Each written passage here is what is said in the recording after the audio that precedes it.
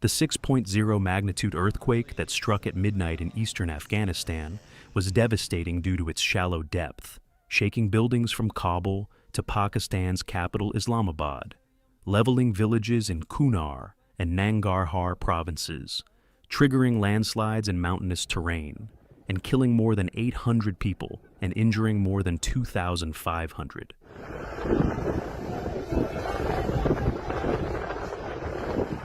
Because the earthquake struck at a depth of only 8 kilometers, its impact was strong on the surface.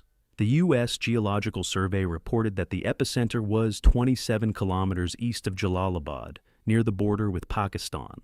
The tremor was followed by aftershocks throughout the night and into the early morning hours, which were felt even in the capital Kabul, 160 kilometers away.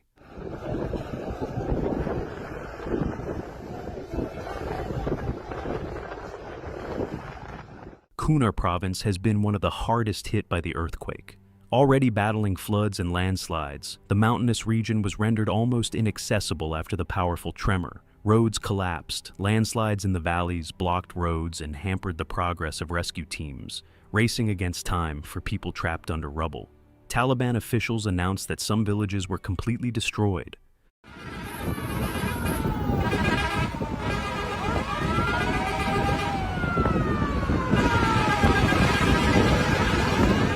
Locals reported that landslides had closed off areas close to the epicenter, and that rescue operations were therefore moving slowly.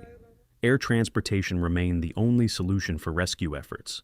Helicopters landed in areas that had become impassable through narrow passageways to evacuate the injured and try to reach the trapped. However, the steep and dangerous nature of the region caused the operations to be disrupted.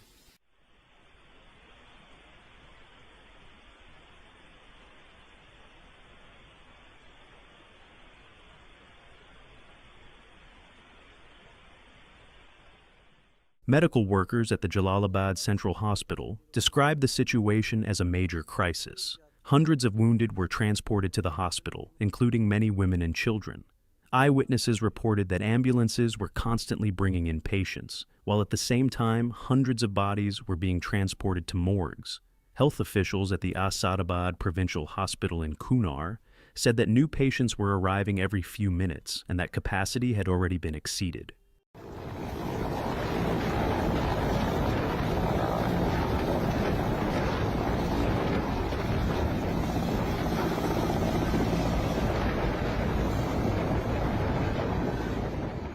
In its official statement, the Taliban Interior Ministry announced that more than 800 people were killed and around 2,500 wounded.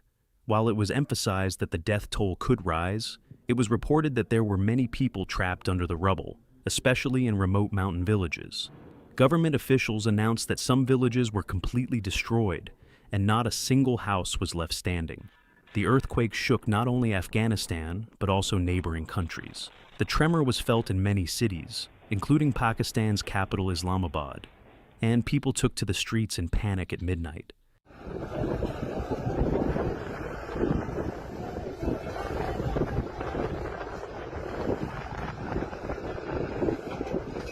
With the first light of the day after the earthquake, the extent of the devastation became clearer.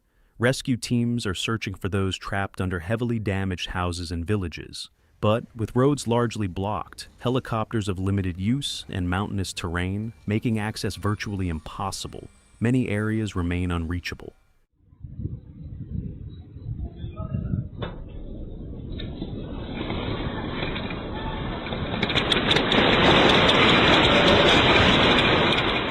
This tremor in eastern Afghanistan signals a major humanitarian crisis, not only with the current loss of life, but also with thousands of people in the region now homeless and living conditions becoming even more difficult.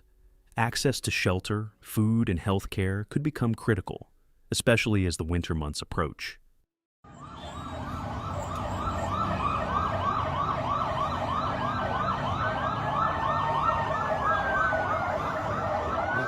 To understand why the 6.0 magnitude earthquake in eastern Afghanistan was so devastating, we need to look not only at the magnitude of the tremor, but also at the conditions under which it occurred. The earthquake occurred at a very shallow depth of only 8 kilometers, which caused the energy to reflect directly on the surface. While tremors that normally occur at deeper depths lose some energy before reaching the surface, such shallow earthquakes directly shook buildings, roads, and the ground with great intensity.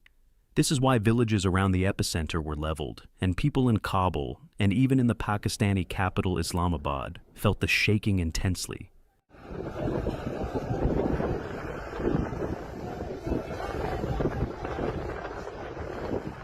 The effects of the earthquake were exacerbated by Afghanistan's rugged and mountainous terrain, especially in provinces like Kunar and Nangarhar in the eastern regions. High mountains and narrow valleys made even daily life difficult, turning them into almost inaccessible areas after such a disaster. The soil had already loosened due to heavy rainfall and floods in recent days. Landslides triggered by the intensity of the earthquake blocked roads and completely isolated villages from the outside world.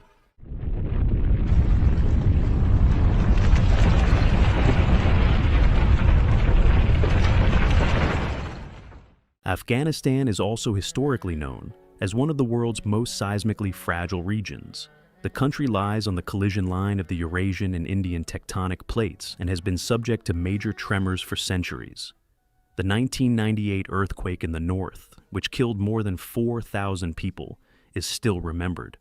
In 2002, tremors in the Hindu Kush region killed thousands of people, and in 2015, an earthquake of similar magnitude devastated the border between Afghanistan and Pakistan. This historical chain reveals how Afghanistan is at high risk, and how the people face the same suffering with every earthquake.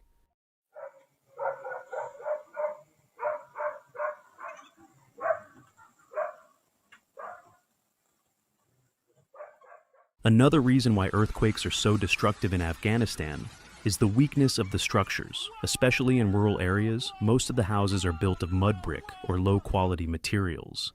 In these villages, where modern construction techniques are not applied, and there are no earthquake regulations, even a small tremor can cause serious damage.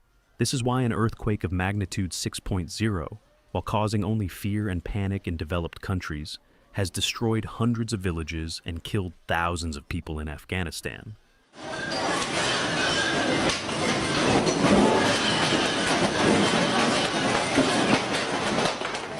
The living conditions of the people in the region are already extremely difficult in every sense. Years of war and political instability have plunged the country into deep poverty.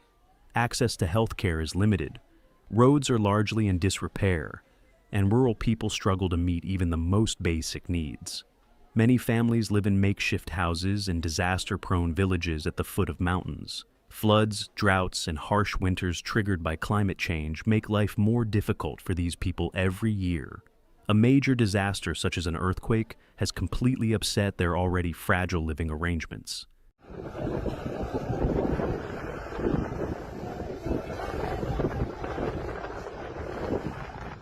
We are all deeply saddened that the people of Afghanistan, who have been living a very difficult life with war, poverty, and natural disasters for years, have been shaken by such a major earthquake disaster. We wish mercy to those who lost their lives, a speedy recovery to those who were injured, and we hope that those trapped under the rubble will be rescued as soon as possible. We continue to bring you the natural disasters around the world in an accurate and impartial way on this channel. You can subscribe to our channel to learn about such important developments and support us in bringing them to more people. And you can be informed about our new posts by turning on notifications.